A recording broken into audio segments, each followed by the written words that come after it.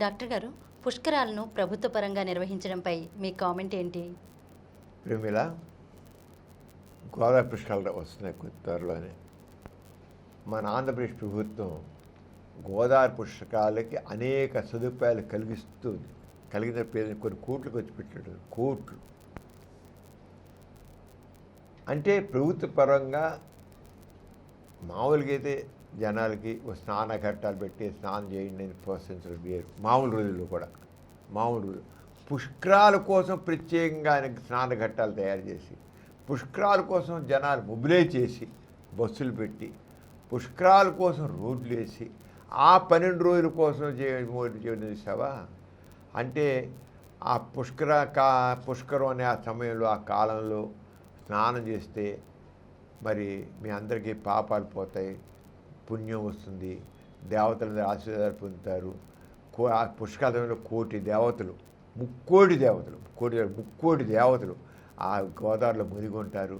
వాళ్ళందరూ మునిగి ఉంటారు కనుక మీకు వాళ్ళందరికీ దీవులు అందుతాయి, వాళ్ళతో పాటు స్నానం చేస్తుంటే అని అన్నట్లుగా చేస్తే ఒక సమాజంలో ఒక మౌఢ్యాన్ని పెంచడం కింద లెక్క.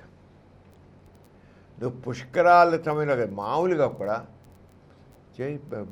స్నానానికి సంబంధించి స్నానాలు చేయడానికి అవన్నీ మెట్లు వేసి నదిలోకి వేసి దిగి చేసి సేఫెస్ట్గా తయారు చేయమని పుష్కరాల సమయం చేయడం కాదు. దానికి కరెక్ట్ ఎందుకు అంటే ఒక మౌఢ్యాన్ని పుష్కర సమయంలో చేస్తే ఆ టైంలో చేస్తేనే పుణ్యం వస్తుంది. అసలు ఈ కాన్సెప్ట్ ఇంకోటి ఏంటి, పుష్కరాల సమయంలో ఆ సమయంలో నదిలో స్నానం చేస్తే పాపం ఇంకా ఏ రంగం పోయి ఆశకులు పెద్దానికి పాపం పుణ్యం పెడతారు కదా, పాపాలన్నీ కడుక్కుపోతాయి. మనం చేసిన పాపాలన్నీ కూడా వాషౌట్ అయిపోతాయి, మళ్ళీ మంచి ఫ్రెష్ అయిపోతాయి. స్నానం చేస్తే మన మీద ఒంటి మీద దుమ్మంతా పోతుంది, వేరే విషయం కరెక్టే.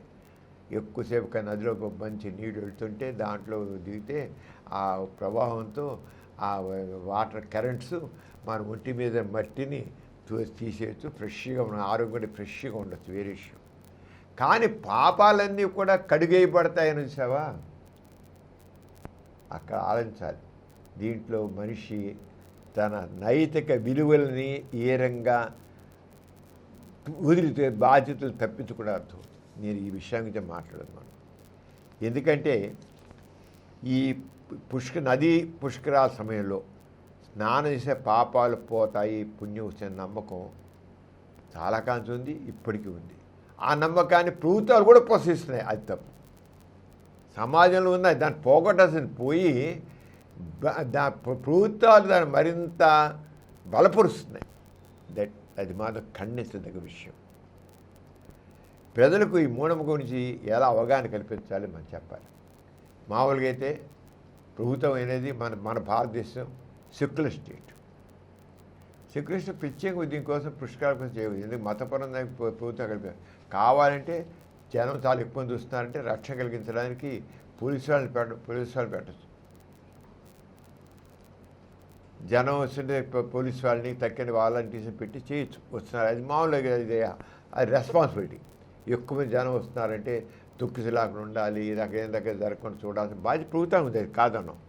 కానీ రండి అని పిలిచి మీకు అన్ని అవకాశాలు కలిగిస్తాం, రండి అని చెప్పడం అంటే ఒక మౌఢ్యాన్ని పెంచడానికి ప్రభుత్వం తోడుతుంది అన్నమాట. అసలే పుష్కరాలు అనేది ఒక మౌఢ్యానికి సంబంధించింది, దానికి అర్థం పడుతుంది. అది ఏంటో తెలుసుకున్నాం.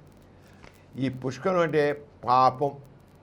అసలు పుష్కరాలు పాపాలన్నీ తుడిచిపెట్టిపోతాయి, పుణ్యం వస్తుంది.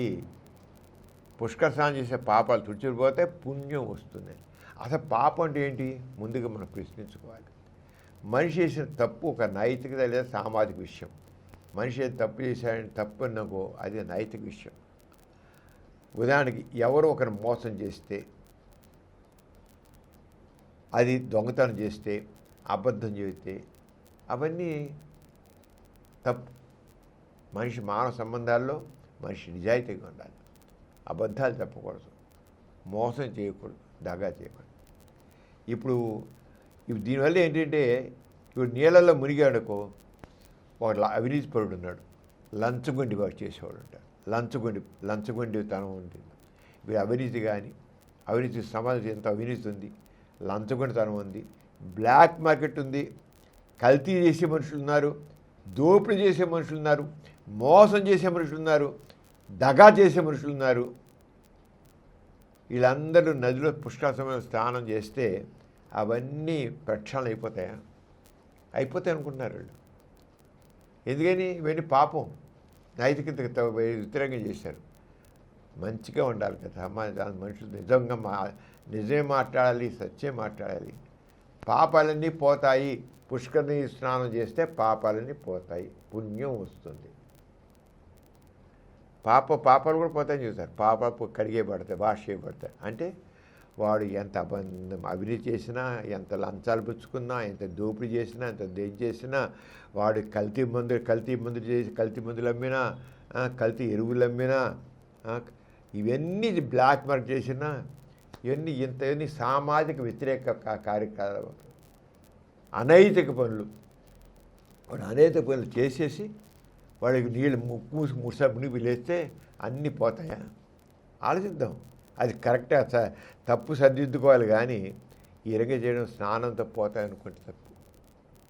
అది దేవుడికి వెళ్ళి వేసుకుంటే దేవుడు క్షమించేస్తానన్నాం. అంటే సమాజంలో ఆలోచన ధోరణి ఎలా ఉంటుంది, దాని ప్రభుత్వం ఇండైరెక్ట్గా ఎలా సపోర్ట్ చేస్తుంది. నీరే శరీరం శుభ్రం చేసిన కానీ మనసును కాదు కదా. ఇవన్నీ మనసును పెంచినవి. గోదావరి మునిగో, కృష్ణలో మునిగో, కావేరిలో మునిగో, ఎక్కడ మునిగితే ఆ నీళ్ళలో మునిగితే ఇప్పుడు ఆ నీళ్ళు అది శుభ్రం చేస్తుంది కదా. ఆ స్నానం వచ్చే శరీరంపై ధూళిపోతుంది, కానీ కొంత తాజాంశం కానీ మనుషులోని ఈర్ష్య, అసూయ, ద్వేషం, కోపం ఇవన్నీ ఇవన్నీను నీటితో కడగలేం. మనుషులు మోసం చేసే బుద్ధి, ద్వేష బుద్ధి, దగా చేసే బుద్ధి ఆ నీళ్ళతో పోతుందా? పోతుంది. పుష్కరం అనేది సాధారణంగా 12 సంవత్సరాలు అది క్యాలెండర్ ప్రకారం వస్తుంది. లేకపోతే వీళ్ళు గ్రహాలు లెక్కెడతారంటారు, రాసులు గ్రహాలు లెక్కెడతారు కదా. 12 సంవత్సరాలకు ఒకసారి, ఒక నదికి ఒకసారి 12 సంవత్సరాలు. దీనికిను పాప పరిహారం భావనకు జోడించి ఆధ్యాత్మం చెప్పి ఇకన్నీ చెప్పేసి ఇంకా ఆధ్యాత్మిక లింక్ పెట్టే పెద్దాని పాప పరిహారం జరుగుతుంది. ఆ టైంలో చేస్తే పుణ్యం వచ్చేస్తుంది, పాపాలన్నీ కడిగేయబడతాయి. పుష్కర కాలంలో ఆ 12 రోజుల్లో స్నానం చేస్తే కొంత ఉన్నారు మోసగాళ్ళు, వాడు 12 రోజులు స్నానం చేస్తారు కదా, ప్రతిరోజు చేస్తున్నారు. అంటే ఎంత సామాజిక వ్యతిరేక కార్యక్రమాలు చేశారో మనకు అర్థమవుతాడు. వాడి మనసులో ఎంత కుళ్ళుందో అర్థమవుతుంది. ప్రతిరోజు చేసేది. లేకపోతే ఎందుకు రోజు ఏం స్నానం చేసి, రోజు 4 రోజులు ఏం స్నానం చేయమను, రోజుకు నది స్నానం చేయను, రోజు నదులు ఈదమను. ఆరోగ్యం చాలా బాగుపడుతుంది ఈత వల్ల. అంచేత ఈ గ్రహాల కదలికలు, ఈ పొజిషన్లు ఇవన్నీ కూడా ఇవి ఆ టైంలో గ్రహాల ఆ సమయంలో ఇవన్నీ గ్రహాల పొందిక ఎలా ఉంటుంది, రాసులు ఎలా ఉంటాయి, నక్షత్రాలు ఎలా ఉంటాయంటే నిజంగా ఉన్నాయనుకో, అవేనా నీటిని మారుస్తాయా? గోదావరి జలాన్ని మారుస్తుందా, కృష్ణా జలాన్ని మారుతుందా, పుష్కరాల టైంలో ఆ నీటిని మారుస్తాయా? ఒకటే నేను అడుగుతున్నాను. ఏంటి సైన్స్ ఎక్కంది? ఈ గ్రహాల కదలికలు భూమిపై నీటి రసాయనం మారుస్తాయా? నది ఆ రోజు నీరు పవిత్రమైపోతుందా? ఇంకో రోజు అపవిత్రంగా ఉంటుందా? ఎప్పుడు నీరే. పుష్కరాల ముందు గోదావరి నది నీళ్ళు ఎలా ఉంటాయి, పుష్కరం రోజున అంతే ఉంటాయి. సైంటిఫిక్ స్టడీ చేయమను. ఆ నీళ్ళలో ఏమైనా మార్పు వస్తుందా? స్నానం చేసి పిచ్చేగా ఆ రోజు నీరు చేసేముందా? పైన గ్రహాల పొందిక, నక్షత్రాల పొందిక, రాసుల పొందిక అన్నారు కదా. ఆ టైంలో అన్నిట్లో కలిపి పుష్కర కాలం అంటున్నారు కదా. గోదావరి పుష్కరానికి అవన్నీ అంటున్నారు కదా.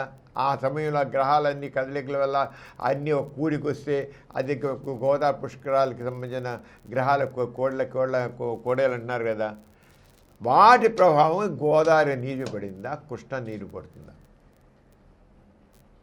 ఊరికే మూఢంగా వెళ్ళిపోయి ఒక గొర్రె తోకపడి ఇంకో గొర్రె వెళ్ళినట్లుగా మనుషులు వెళ్ళి స్నానం చేయడం, అసలు ఏమైనా క్రిటికల్ థింకింగ్ ఉందా ఈ మనుషుల్లో అని అడుగుతున్నాను నేను.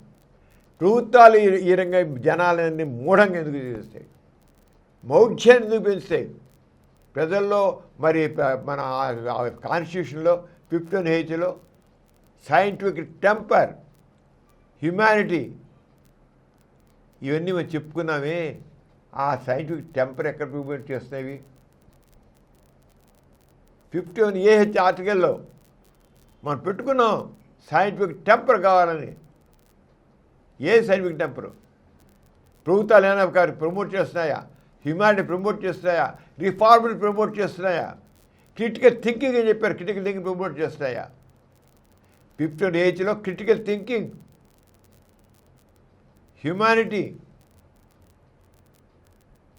ఏది అక్కడ ఏముంది?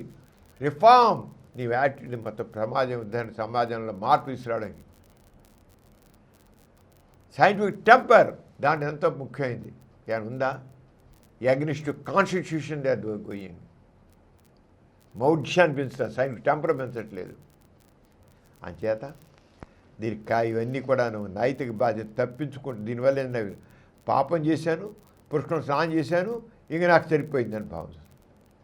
ఎన్ని పాపాలు చేసినంటే అంటే సామాజిక వ్యతిరేక కార్యక్రమాలు, వాడు ఎంత లంచుగొండి కావచ్చు, కల్తీ వ్యాపారం చేసినవాడు కావచ్చు, దగా చేసినవాడు కావచ్చు, మోసగాడు కావచ్చు, పుష్కరాల మీద స్నానం చేసాం కనుక అందుకు చూసిపోతాయి, వాషౌట్ అయిపోతాయి, పుణ్యం వచ్చేస్తుంది.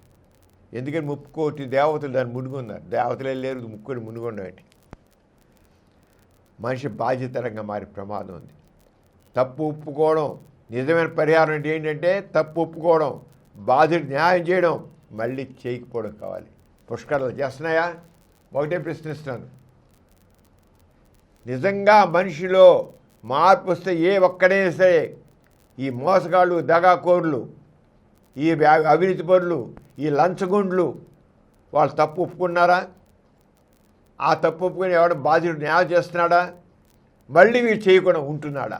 ఇంకెందుకంటే పుష్కర స్నానం, ఎందుకంటే పాపం పోవడానికి పుణ్యం పెట్టింది అంటే అవన్నీ తుడిచిపెట్టిపోయి మళ్ళీ కొత్త లిస్టు తయారు చేసుకోవచ్చు. అప్పుడు మళ్ళీ పాపం అయిపోయి క్లియర్ అయిపోయాయి, మళ్ళీ కొత్త గేమ్ మొదలైందన్నమాట. ఆస్తికత్వం ఎంత బాధ్యతారహితంగా ఉంటుందో ఆస్తికత్వం అర్థమవుతుంది. వ్యక్తిని ఎంత అవినీతిపడిగా మారుస్తున్న ఆస్తికత్వం చేస్తుంది. ఆస్తికత్వం మనిషిని బాధ్యతారహితంగా, అవినీతిపరుడిగా, పనికిరాని మనిషి ఎన్ని తప్పులేం చేయడానికి ఆస్తికత్వం. దేవుడి దగ్గరికి కొబ్బరిగా పెట్టేస్తే చేసిన తప్పులు పోయాయి, లెంపలు వేసుకుంటే తప్పులేని పోయాయి. అంటే ఎన్ని తప్పులేం చేస్తాయి. అంటే సామాజిక వ్యతిరేకమైన కార్యక్రమాలకి దేవుడు ఉపయోగపడుతున్నాడు, ఈ ఆస్తికత్వం ఉపయోగపడుతుంది. పాప పరిహారం ఒక మతం ఉంది, జీవులోకి వెళ్ళిపోయి చెప్తే నేను తప్పు చేశాను అని చెప్పి ఆ ఫాదర్కి చెప్పేస్తే వాడు దేవుడు ఫాదర్ నుండి చెవిలో చెబుతాడు, దేవుడు క్షమించేస్తాడు, తప్పులేదు నేను వాడింది. ఇదే మతం చెప్పి మతం ఈ రంగం మనిషిని తయారు చేస్తున్నా. నైతిక విలువలు ఎక్కడి నుంచి వస్తాయి? ఈ మతాల వల్ల, ఈ దేవుడి వల్ల నైతిక విలువలు ఎక్కడి నుంచి వస్తాయి? రావు. పెద్దానికి పాప పరిహారాలు, గోదావరిలో మునడాలు, కృష్ణలో మునడాలు, కావేరిలో మునడాలు, గంగలో మునిగితే తప్పులేం పోతాయి. గంగా స్నానం చేసే పాపాలన్నీ తుడిచిపోతాయి. అంటే మనిషికి నైతికత ఎక్కడ నేర్పుతున్నావు? నువ్వు ఎక్కడ నేర్పుతున్నావు? బ్లూ పోల్స్ అన్నీ పెట్టేసి నువ్వు చేసుకో, అక్కడ మురుగు పోయింది. ఇది ఆస్తికత్వం, ఇది దేవుడు నేర్పేది. సామాజిక బాధ్యత, నైతిక బాధ్యత అక్కడ. ఈ పుష్కరాలు ఏమైనా వస్తున్నాయా? అంటే గంగలో స్నానం చేసిన మాత్రాన జైలు శిక్ష తప్పించుకోగలరా? మా పెద్ద హంతకుడు ఉంటాడు, వాడు హత్యేసేసి రేపు గోదావరిలో మునిగిపోతే జైలు తప్పించుకుంటాడా? అవినీతి నీతిగా మారిపోతుందా? ఆలోచిద్దాం. రేపు గోదావరి పుష్కరాల మీద అవినీతి పడు చేసిన నీతిగా మారిపోతాయా? ఇలాంటి ప్రశ్నలు ఆలోచన చేయాలి. అంతే శాస్త్రీయ అవగాహన పెంచాలి. గోరా చెప్పినట్టు ఏ విషయాన్నైనా నమ్మే ముందు ఆధారాలు అడగాలి. ఎలాగేమిది అంచేత మంచి మనిషిగా ఉండటానికి గోదావరిలో మునగడం, పుష్కరాలలో కృష్ణలో మునగడం, కొద్దిగా గంగలో మునగడం కాదు. నిజాయితీ కావాలి, కరుణ కావాలి, బాధ్యత కావాలి, మానవ తద్రపదం కావాలి. ఇవి కాదు మనిషిలో. అంతేగాని నీటిలో స్నానం చేస్తే శరీరం శుభ్రం అవుతుంది, కానీ మంచి ఆలోచనలు మంచి పనులు మనకు రావు. నీటిలో మునిగిన మాత్రం కుషంలో శరీరం రుద్దుకుంటే కాస్త ఒక శుభ్రం మురికి వదులుతుంది, కానీ మనసులో ఏపు వదిలిపోయి అనుకుంటాడు. అంచేత ఈ ప్రభుత్వం ఈ చేయడం అనేది దీనికంటే మనుషుల మానవతను పెంచడానికి, మంచి జ్ఞానాన్ని పెంచడానికి 51 AH ఏదైతే ఉందో దాని రకంగా క్రిటికల్ థింకింగ్, తర్వాత హ్యుమానిటీ, సైంటిఫిక్ టెంపర్, రిఫార్మ్ అనేది ఏం చేయాలో దాన్ని ప్రమోట్ చేయండి. దానివల్ల మనుషులు నిజంగా సరైన మనుషులు మారుతారు. కానీ పుష్కరాల మునడం వల్ల ఇంకా మౌఢ్యం వేస్తారు. మోసగాళ్ళని ఉంటారు, వాడు మారడు, ఈ చేసే తప్పులు జరుగుతూనే ఉంటాయి. ఈ కార్యక్రమం మీకు ఎంతో నచ్చింది కదా. ఇటువంటి మరిన్ని వీడియోల కోసం అనతి కాలంలోనే 21 కోట్ల వ్యూస్ సాధించిన సమరం ఛానల్ సమర్పించు పాజిటివ్ ఎథియిజం తెలుగు ఛానల్కు సబ్స్క్రైబ్ చేయండి, లైక్ చేయండి, మీ ఫ్రెండ్స్కి షేర్ చేయండి. అలాగే ప్రక్కనున్న గంట సింబల్ని ప్రెస్ చేయడం మర్చిపోకండి.